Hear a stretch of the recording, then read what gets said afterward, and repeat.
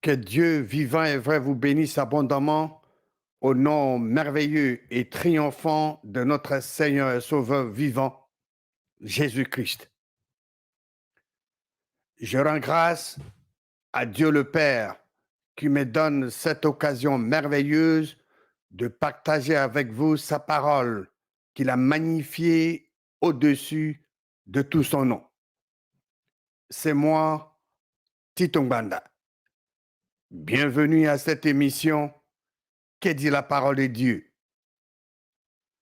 Aujourd'hui, nous allons examiner les Écritures pour répondre à la question suivante.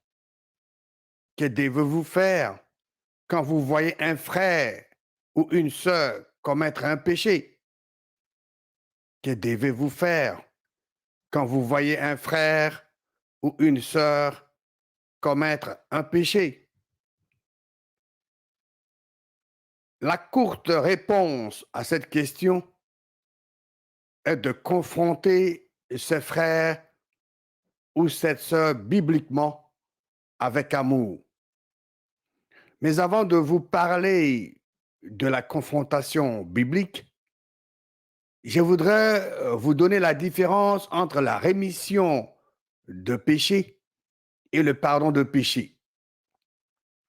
La rémission de péché est pour le pécheur non sauvé. Et le pécheur non sauvé doit euh, confesser ou doit faire ce que la parole de Dieu nous recommande dans le livre de Romains chapitre 10, verset 9. Qui dit, si tu confesses de ta bouche le Seigneur Jésus, et si tu crois dans ton cœur que Dieu a ressuscité Jésus d'entre les morts, tu seras sauvé. Et c'est ce que nous appelons la repentance. L'homme ne se répand qu'une seule fois. On se répand une seule fois en confessant Romains chapitre 10, verset 9. La confession de péché est pour le pécheur sauvé. Une fois qu'un individu, une personne confesse de sa bouche le Seigneur Jésus, croit dans son cœur que Dieu a ressuscité Jésus d'entre les morts, la personne est sauvée, la personne reçoit la nature de Dieu, les dons du Saint-Esprit, reçoit la puissance d'en haut. Cette personne devient fils ou fille de Dieu à jamais. Mais l'intelligence de la personne reste inchangée en marchant dans la parole de Dieu. Si l'individu viole la parole de Dieu, rompt sa communion avec Dieu, cette personne peut confesser ce péché. Donc la confession de péché est pour le pécheur sauvé. La responsabilité d'un croyant est de maintenir la communion d'abord avec Dieu le Créateur et ensuite avec les autres croyants. La confrontation biblique permet aux croyants de retrouver la communion avec Dieu le Créateur et entre les croyants.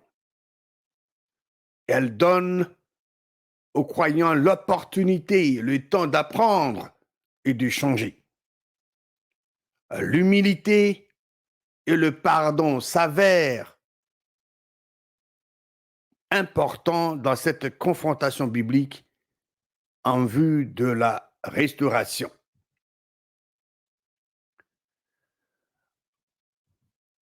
Marchons dans la lumière comme Dieu est lumière.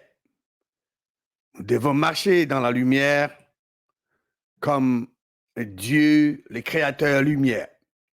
Nous allons dans les Écritures, nous allons dans le livre de 1 Jean, 1 Jean chapitre 1, et nous allons lire le verset 5 à 7.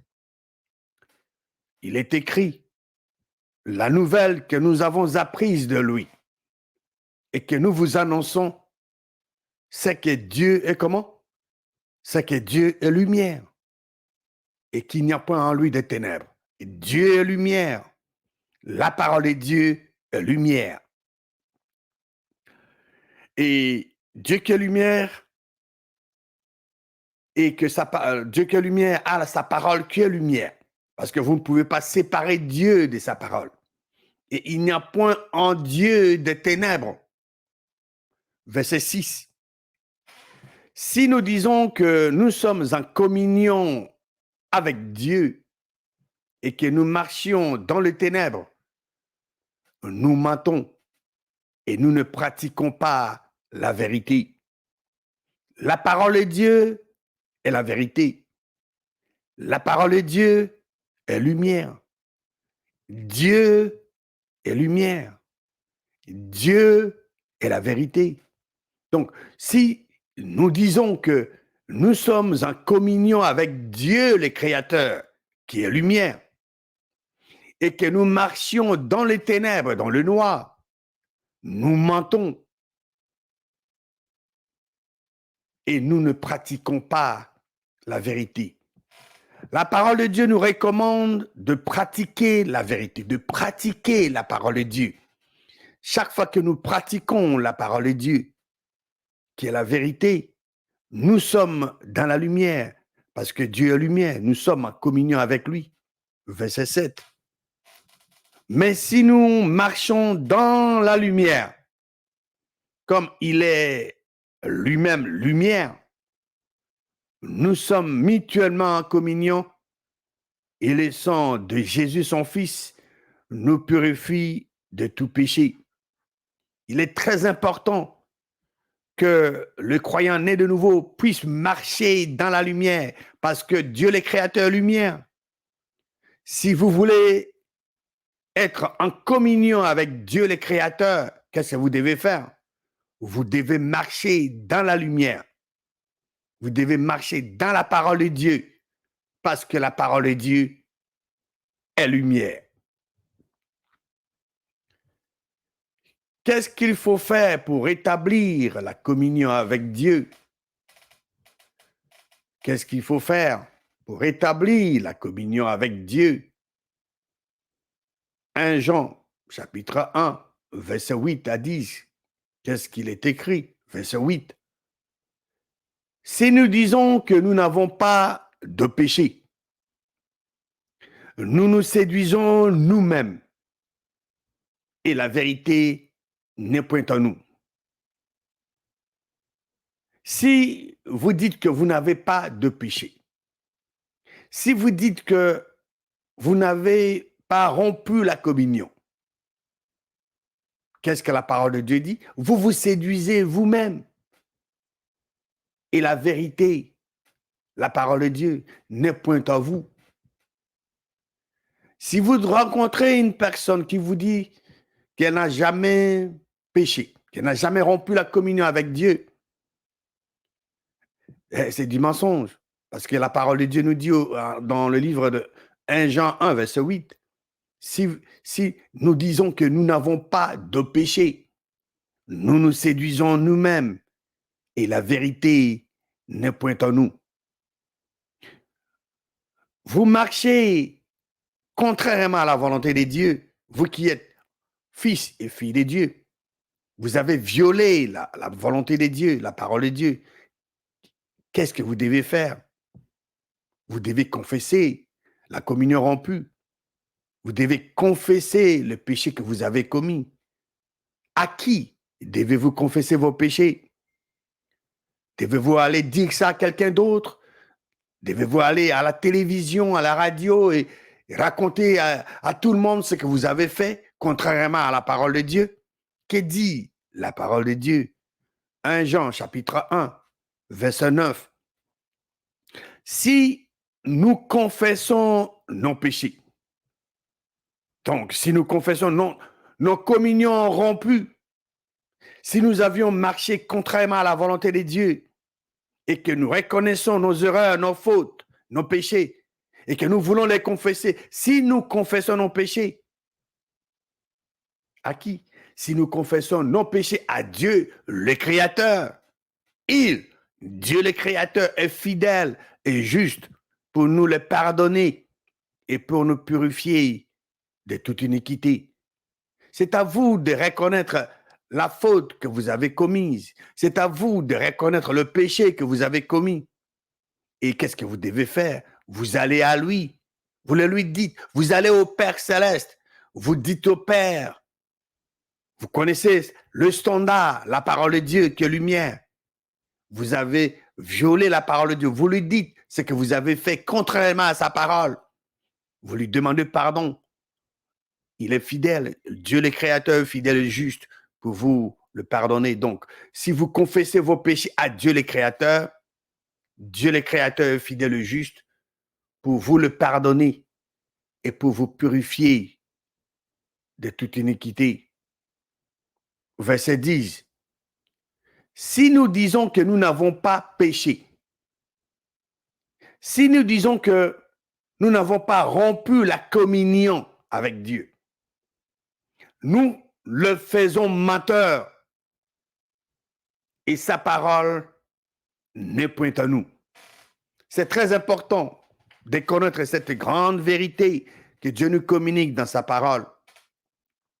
Si vous dites que vous n'avez pas péché, vous faites Dieu menteur et la parole de Dieu n'est point en vous. C'est clair, n'est-ce pas? Vous n'avez pas besoin de dictionnaire pour comprendre ce que Dieu nous communique dans ce verset 10. Si nous disons que nous n'avons pas péché, si nous disons que nous n'avons pas rompu la communion, la seule personne qui était née, vécue, qui a été tentée en toutes choses, mais sans commettre un seul péché, c'est Jésus-Christ, le Fils unique du vrai Dieu. Il a été tenté en toutes choses, comme nous, sans commettre un seul péché. Mais vous et moi, nous qui sommes les enfants de Dieu, si nous disons que nous n'avons pas péché, si nous disons que nous n'avons pas rompu la communion avec Dieu le Créateur, qu'est-ce que nous sommes en train de faire? Nous faisons Dieu menteur et sa parole ne point en nous. Et vous devez savoir que Dieu ne ment point. C'est le Dieu de ce monde que le père du mensonge. Mais le vrai Dieu, le créateur des cieux, de la terre, de la mer et de tout ce qui s'y trouve, le Père de Jésus-Christ et notre Père céleste, ne ment jamais. Donc, ne faites pas de notre Dieu, le créateur, menteur. Si vous dites que vous n'avez pas péché, vous faites Dieu menteur. Et la parole de Dieu, qui est la vérité, n'est point en vous.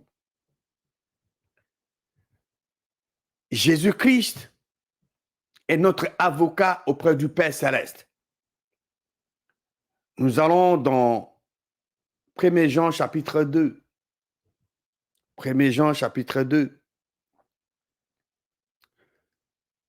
verset 1. Mes petits enfants,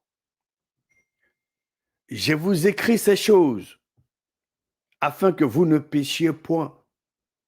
C'était ça le but. Le but pour lequel il a écrit aux petits enfants que Jean avait écrit. Il dit, je vous écris ces choses afin que, ça c'est le but, afin que vous ne péchiez point. C'est la volonté de Dieu que nous ne puissions pas rompre la communion avec lui. Pourquoi? Parce que c'est toujours pour notre bénédiction.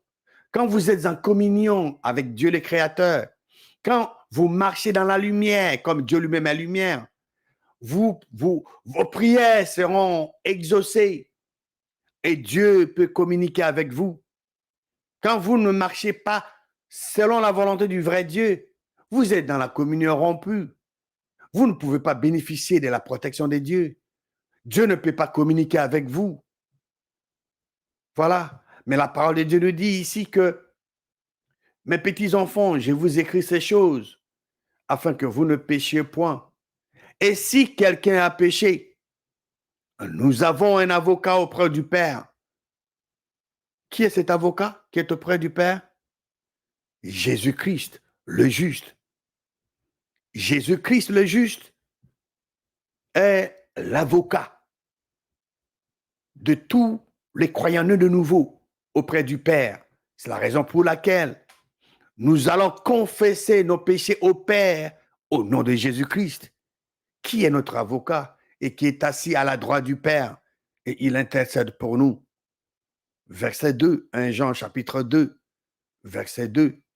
Il est lui-même, Jésus-Christ lui-même, il est lui-même une victime expiatoire pour nos péchés, non seulement pour le nôtre, mais aussi pour ceux du monde entier. Non seulement pour le nôtre, mais aussi pour qui? Pour ceux du monde entier. La parole de Dieu est fantastique, merveilleuse, merveilleuse. La parole de Dieu dit que le premier qui parle dans sa cause paraît juste, vient sa partie adverse et on l'examine. C'est ce que dit Proverbe 18. Nous sommes en train de répondre à notre question du jour. Que devez-vous faire quand vous voyez un frère ou une sœur commettre un péché? Vous ne devez pas aller à la télévision raconter ou à la radio. Nous venons de voir dans la parole de Dieu que c'est la volonté de Dieu que nous puissions marcher dans la lumière. Mais quand nous marchons contrairement à la volonté du vrai Dieu, quand notre communion est rompue, Dieu a rendu disponible un moyen par lequel nous allons vers lui pour demander pardon. Et il est fidèle et juste pour pardonner tous nos péchés et nous purifier de toute iniquité. Mais non, nous allons nous approcher, nous allons aborder bientôt ce que nous devons pratiquement faire. Mais dans d'autres cas, un autre frère peut venir vous rapporter certaines choses concernant une sœur ou un autre frère. Mais la parole de Dieu dit que le premier qui parle dans sa cause paraît juste. Vient sa partie adverse et on l'examine. Et c'est ce que dit la parole de Dieu dans le livre des Proverbes, chapitre 18. Allons dans le livre de Proverbes, chapitre 18, et lisons le verset 17. Le premier qui parle dans sa cause paraît juste. Vient sa partie adverse et on l'examine.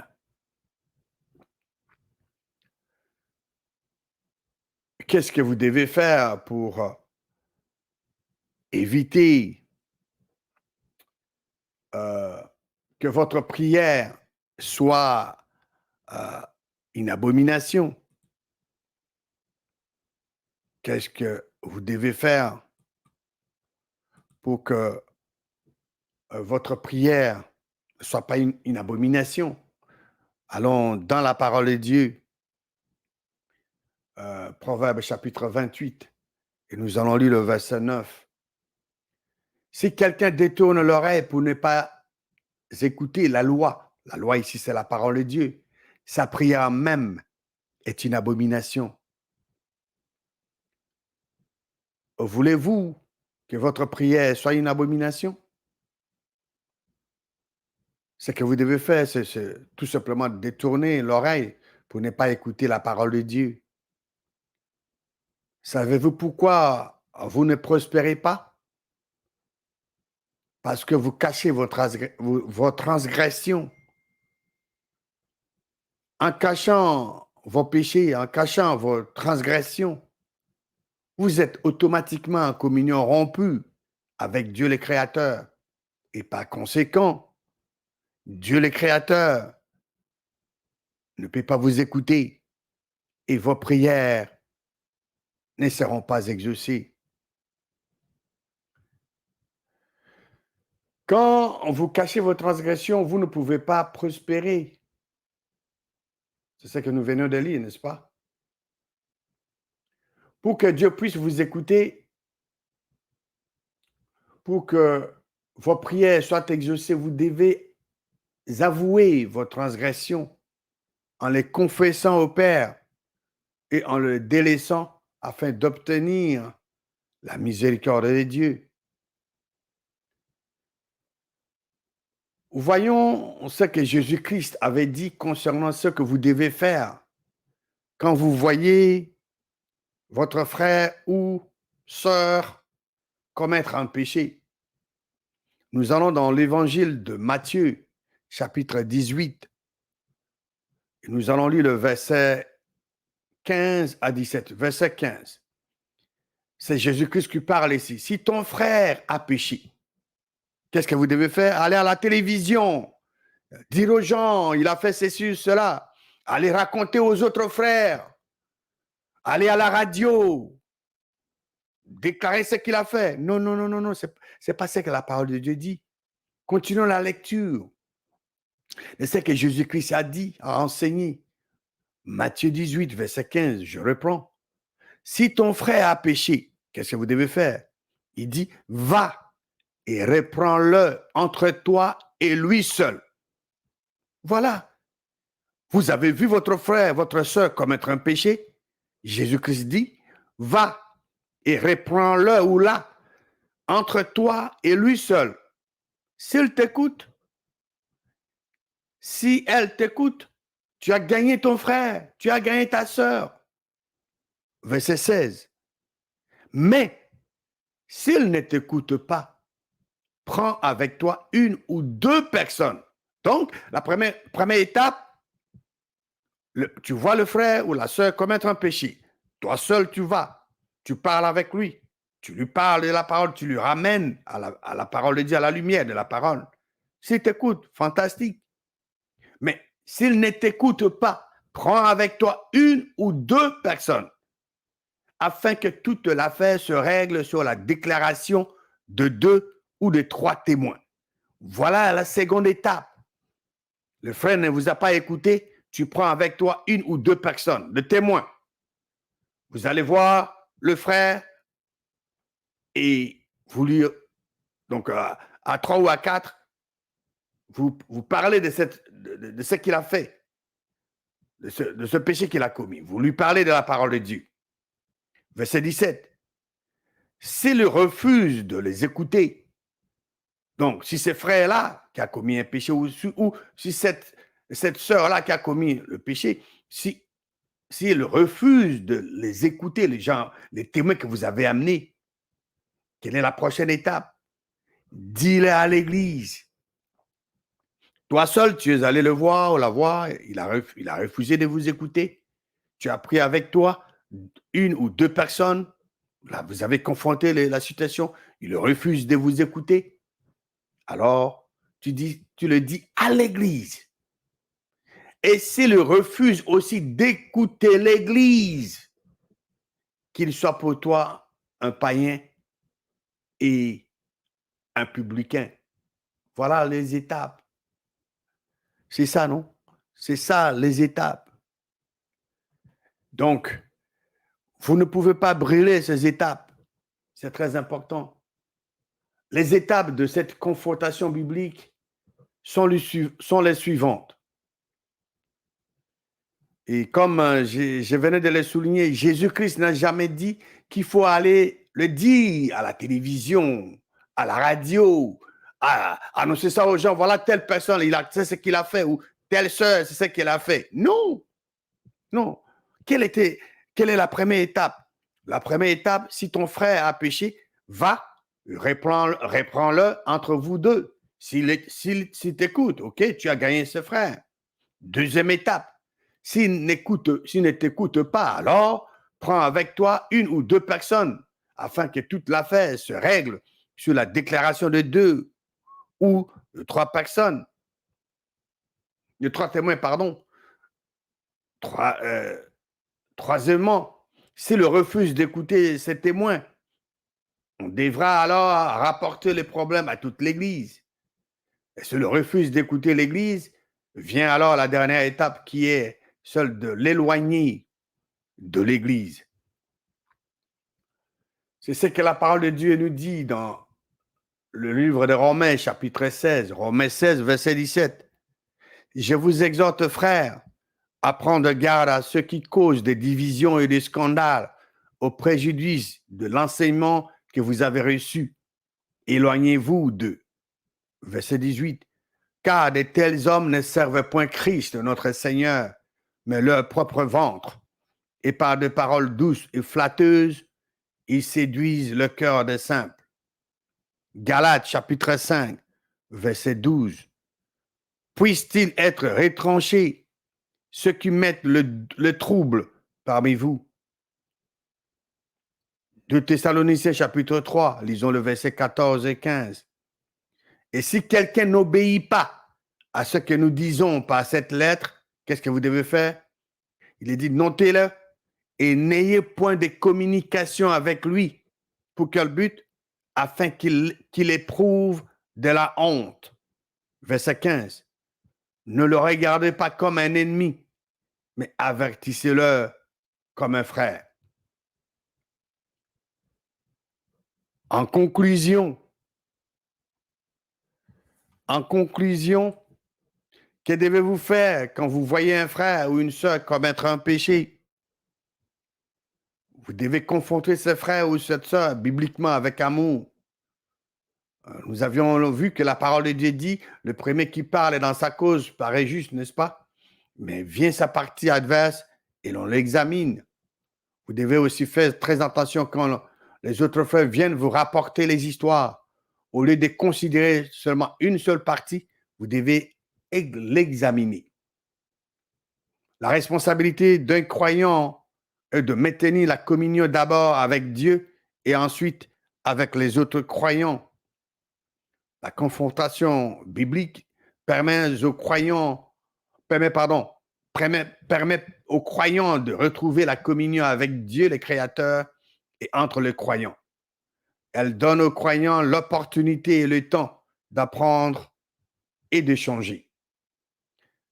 Nous avions aussi vu les étapes de cette confrontation biblique qui sont les suivantes. Si ton frère a péché, tu vas et tu le reprends entre vous deux. S'il t'écoute, tu as gagné ton frère ou ta sœur. S'il ne t'écoute pas, alors tu prends avec toi une ou deux personnes afin que toute l'affaire se règle sur la déclaration de 2 ou de 3 témoins. S'il refuse d'écouter ces témoins, on devra alors rapporter les problèmes à toute l'Église. Et s'il refuse d'écouter l'Église, vient alors la dernière étape qui est celle de l'éloigner de l'Église. Que Dieu vous bénisse abondamment au nom puissant et victorieux de Jésus-Christ.